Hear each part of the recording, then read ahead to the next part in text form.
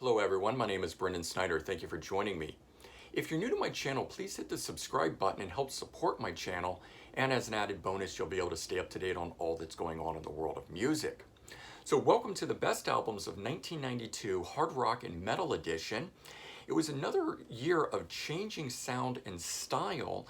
And this year was, in particular, I thought was a really amazing year for albums. And with so many great ones out there, I needed to create some criteria to help narrow the field down.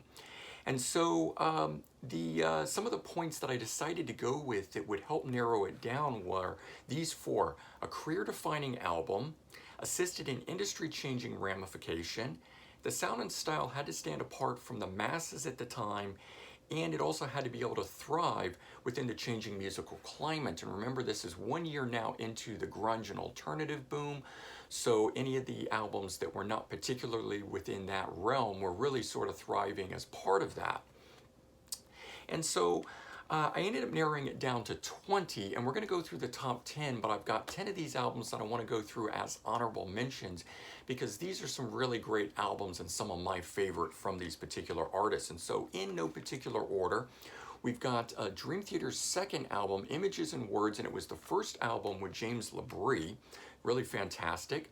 The second album by the Black Crowes, Southern Harmony and Musical Companion, just a really great follow-up to their debut. Alice Cooper and his album Hey Stupid. Slaughter's second album, The Wildlife, did really well for them despite the musical climate at the time, along with Firehouse and their second album, Hold Your Fire. It had a top 40 hit off of it. Great White and Psycho Circus. And Warrant's third album, Dog Eat Dog, which while didn't get a lot of praise or critical acclaim at the time, I think has really gone on to hold a special place within their catalog since that time. Tora Tora and their second album, Wild America, just some really great blues rock on there. And Ministry and Psalm 69, well, this may technically fall into the industrial category. I always saw it more as a metal album, definitely fell harder into that side of things, so I am including it here as part of that. And then Suicidal Tendencies and the Art of Rebellion, just another fantastic release from them. And so kicking things off at number 10, we've got Saigon Kick and their second album, The Lizard. And this was the last to feature original vocalist Matt Kramer, and it continued the melding of the different eclectic styles into a unique sound that was their own. The band really bridged the hair metal world with the more current alternative sound that was coming up at the time. And despite how they were marketed, which was more in that hair band world, they, I think, had more in common with alternative groups like Jane's Addiction.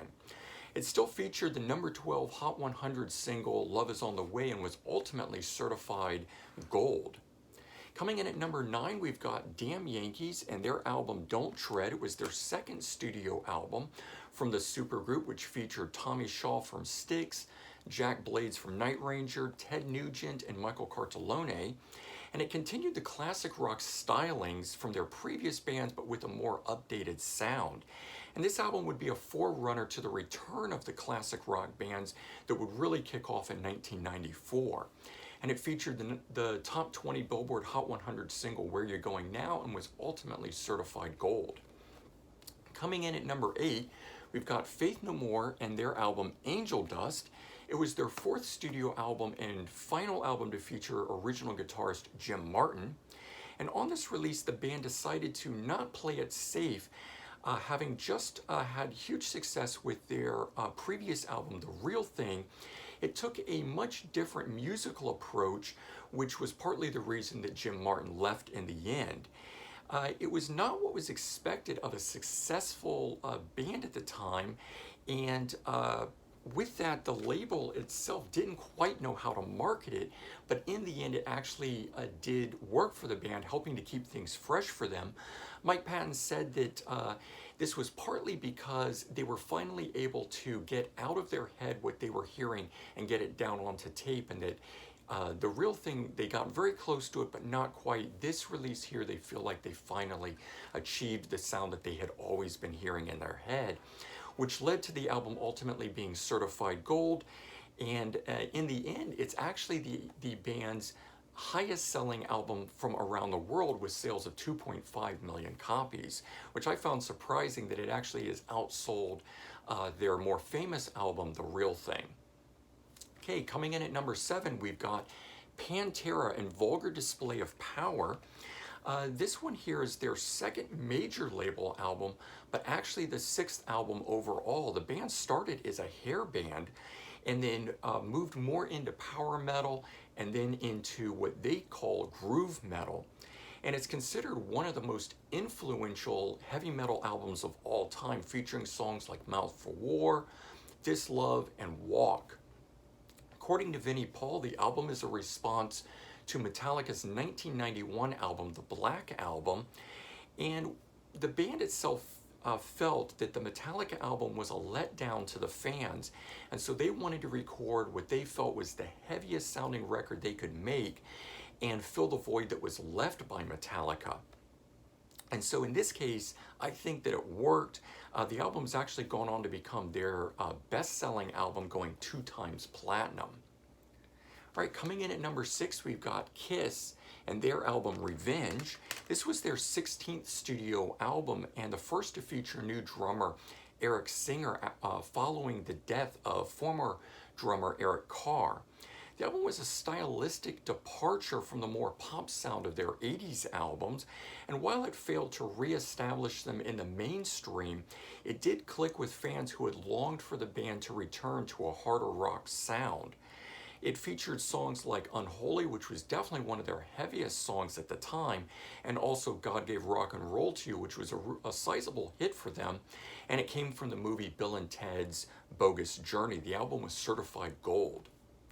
All right, we're into the top 5 here. So coming in at number 5, we've got Black Sabbath and Dehumanizer. It's their 16th studio album and first in over a decade to feature Ronnie James Dio on vocals. Originally, the album was to feature Cozy Powell on drums, but following an injury, they brought in Vinny Appice on drums to take over for him, which actually ended up creating a return to the Mob Rules era lineup. And the sound and style of the album was a return to form for the band, helping to reestablish them in their rightful stature as Black Sabbath, or the sound Black Sabbath. And it featured songs like TV Crimes and Time Machine, which came from the movie Wayne's World.